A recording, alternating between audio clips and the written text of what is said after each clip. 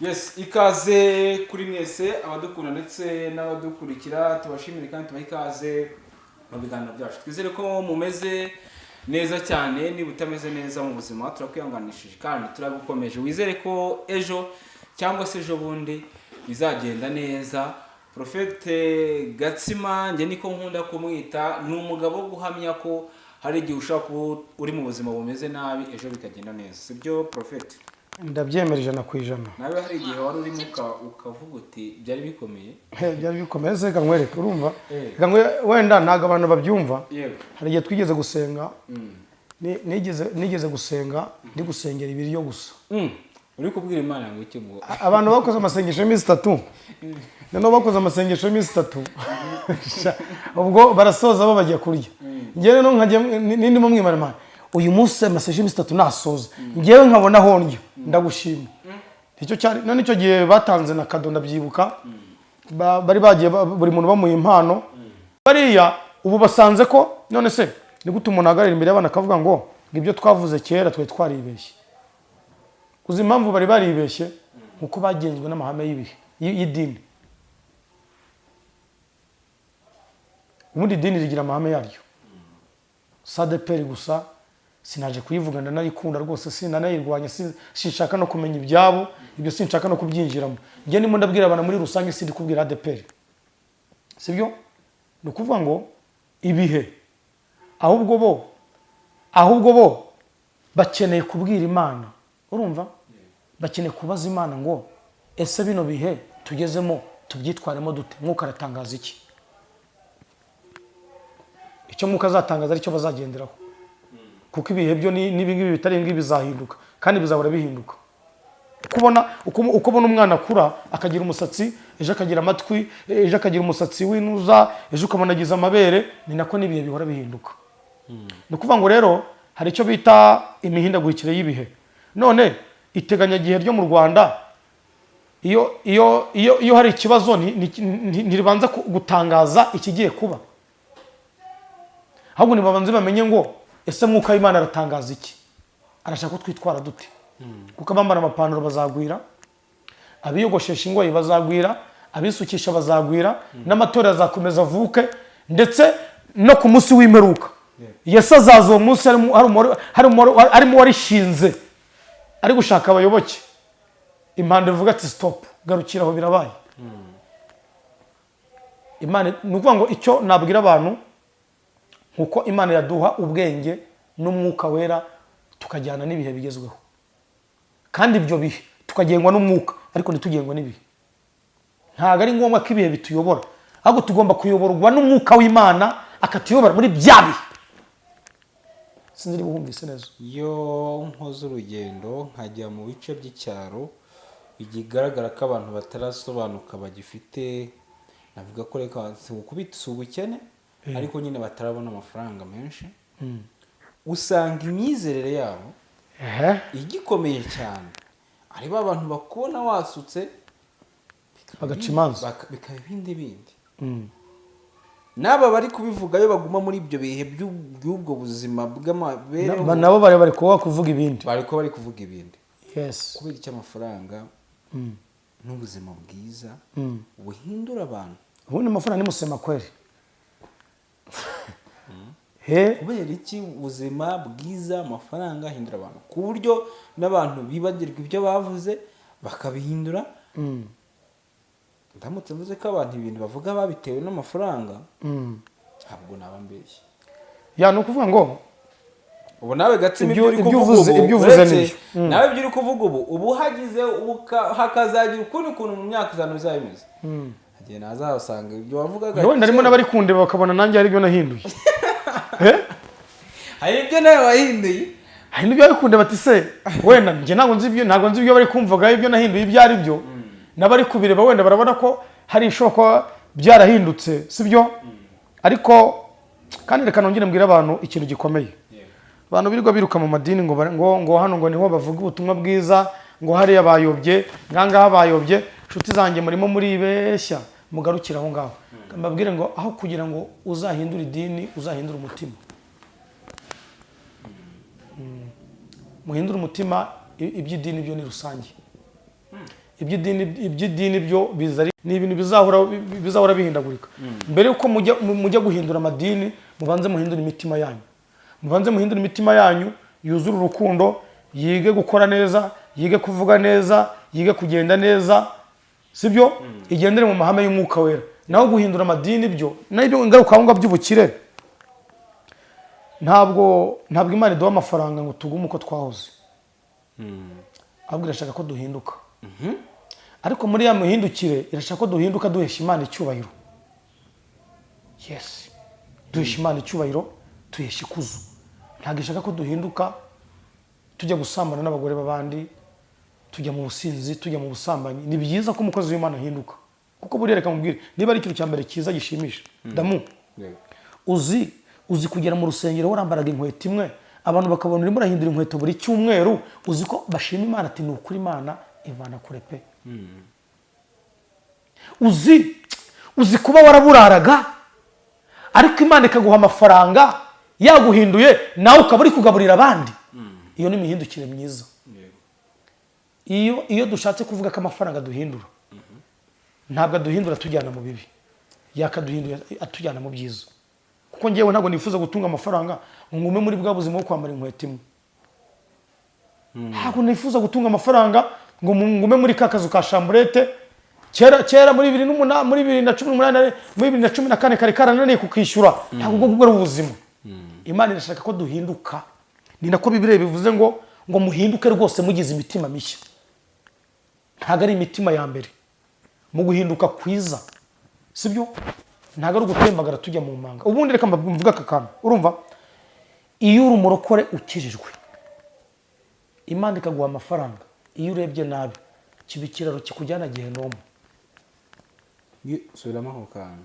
Iyo ukijijwe, sibyo? Ukabyitwaramo nabi, Imana ikaguha amafaranga, niyo nzira ya mbere igushorera ikakugeza Gehinomu, karimbuka. Ariko niyo ukijijwe neza, nkuko twasomye muri Yobu, ngo yubahaga abantu bose kandi yari umutunzi ariko yubaha Imana. Urumva? Ibaza umuntu wari umutunzi yakubaha Imana. Urumva? Niyo nzira ya mbere yakugeza mu bwami bwo mu ijuru. Icya mbere cyo ntacyo bukiganyira. Umukene ariganyira. Ariko umukire we aricara ati Imana ndagushimye ko wangaburiye, izina ryawe rihabwa icyubahiro. Arega buriya amasengesho y'abakire nayo bakire batandukanye inshuti yanjye. Kangwari amasengesho y'abakene. Uza amasengesho y'abakene. Ubundi Imana wanyimye ibiryo ngo birye. Ubundi Imana wanyimye kawunga gukarye. Ubundi Imana none mu ndirimbo zabo ziratandukanye. Ese Mana uranyemera. Ese Mana uranyumva. Naho umukire we abari mu ndirimbo z'amashimwe. Twasaga n'abarota ko dutashye. Urumva indirimbo zabo? Undi ari muri Ese Mana uranyemera. Mu gihe undi we arimo atuka Imana. Undi we arimo aragira guterata. Imashini. Arimo arashima. Kandi niba ari ikintu cya mbere Imana ikunda. Imana ikunda umuntu wishima. Kabishwe niyo waba uri umukene, yishima uvuge ngo ndagushima ko naramutse. Niyo waba wambaye nabi, Imana ndagushima ko nambaye gutya ariko mfite icyizere ko ejo nzagira gute. Kandi hari ikindi kintu nge nakubwira. Buri wundi abarokore twagombye kuba abasirimu mbere ko tuba abakene. Uzi buri musirimu? Umusirimu n'umukire uruzi ko ari abantu batandukanye. Umusirimu wamenye Imana. Ni umuntu ubyuka mu gitondo nta korogate afite, aho kugira ngo ajye guteka imitwe, agafata umunyu agashyira kunuza ku buroso, yanageza akiborosa, yagera mu rusengero agaseka nk'abandi. Ati Imana ndagushimye. Umusirimu urumva ni umuntu ugira ipantaro imwe akayifura nijoro, urumva mu gitondo akayambara akajya guhimbaza Imana, ariko afite icyizere ko Imana izamuvana muri ubwo buzima. Kandi asa neza rero sa. Ariko umukene we ati nimwe bikagorana. Umukene we aravuga ngo nimwe. Niyo agiye mu nzu y'Imana areba ipantaro mugenzi ati ariko Mana runana karinda kugira amapantaro 10, ubundi ngewe ntago ndeba. Urumva? Ntago Imana yaza gutura ahantu bayituka, Imana izaza gutura ahantu bayivuga neza.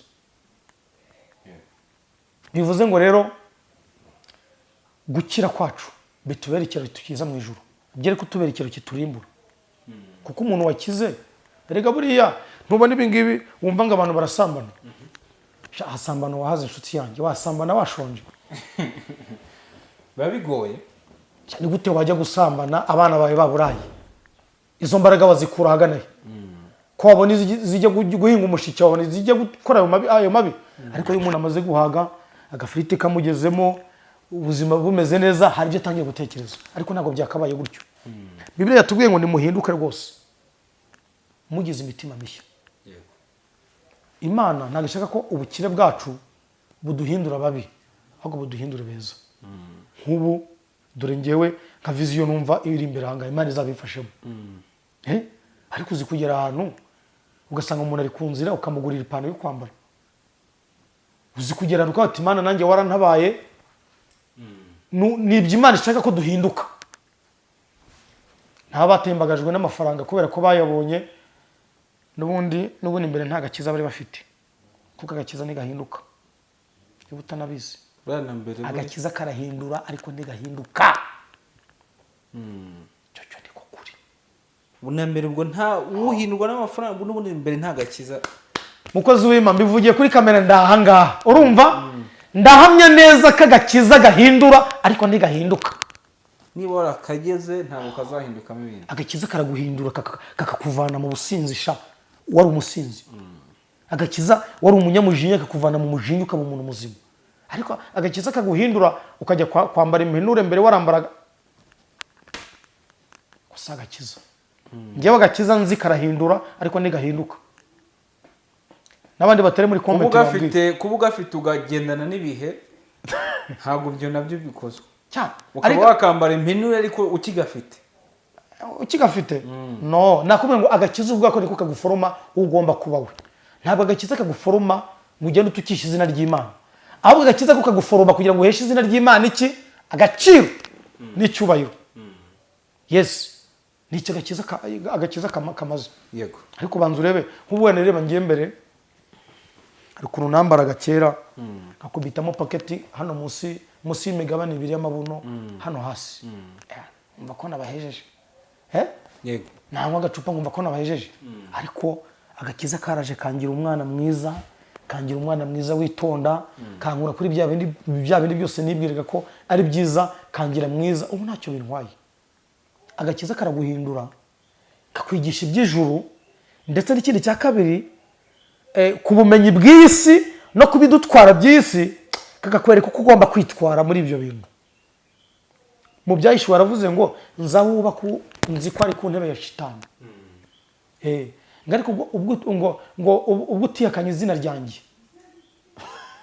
ari ku ntebe y'iki? Satani. Imana irabizi ko turi ku ntebe ya shitani. Ntabwo tugomba guhindurwa n'ibihe, ahubwo agakiza kagomba guhindura ibihe turimo. Cyane. Yego, ubutumwa uha abantu batekereza ko ibihe bigomba guhinduka, bumva ko agakiza uko biyapudetinga n'ibihe. Hari abavuga ngo turabikora byombi twihuze n'ibihe ariko tunakomeje gukira. Ariko ari igihe rimwe na rimwe ibihe baganza, nkuko bavuze ngo Satani nawe akora mu bihe. Ubutumwa utanga n'ubuhe tunasoza. Ngewe ubutumwa buri mahanga natanga, ndashaka kubabwira ko ibihe biri ukwabyo, ndetse n'agakiza twahawe kari ukwako. Ndetse n'Imana dukorera ubwayo ni Imana idahinduka. Kubera ko rero ko ari Imana idahinduka, muri kamere yayo ntabwo tugomba guhinduka natwe. Tugomba gusa nayo. Gusa n'Imana ni ukuhe? Ni ukugira imbabazi, ni ukugira urukundo, ni ugukora ibyo ishaka, ni ukwanga ibyo yanga. Ubwo nibwo butumwa ngewe naha abantu. Hanyuma abari guhinduka kubera ibihe, ni ukubasengera, kuko muri iyi minsi tugomba gusengera itorero, tugomba gusengera umurimo w'Imana. Kandi n'abahindutse kubera ibihe nta gihe kirarenga, Imana iracyari ku ntebe y'imbabazi. Ariko n'abatarahinduka kubera ibihe, dusaba Imana iduha imbaraga zo kugendera mu bihe. Soreza kuri iri jambo muri Luka ibice 4 ku murongo wa 13. Bibiliya iravuze ngo nuko ananiwe ibyo yamugeragereshaga aramureka mutega ikindi gihe. Reka ntango ubutumwa buvuge ngo Imana iduha imbaraga z'ikindi gihe, kuko Satani tumucitse ubu ariko ikindi gihe araduteze. Satani akorera mu bihe n'Imana igakorera mu bihe. Murakoze, Imana ibahe umugisha. Urakoze cyane. Nimero yawe by'umwihariko kugira ngo ube hari abantu badukurikiye ushobora kuba yaguhamagara, nimero ya telefone wayitanga, kandi tubwire abantu bakore subscribe kuri Iyerekwa TV, ni channel yawe by'umwihariko abantu bakugikire bakore subscribe kugira ngo ibintu bigende neza cyane, ivugabutumwa rushaho kwaguka kandi rigere kuri bose. Turabashimiye. Nanjye munzamure, banzamure. 0788 472 409, ngira ngo niyo ngiyo iri kuri WhatsApp, ngira ngo niyo nkoresha kuri gahunda zanjye zose, niyo ngiyo ngira ngo ibindi turi kumwe tuzasubira. Ndabakunda cyane.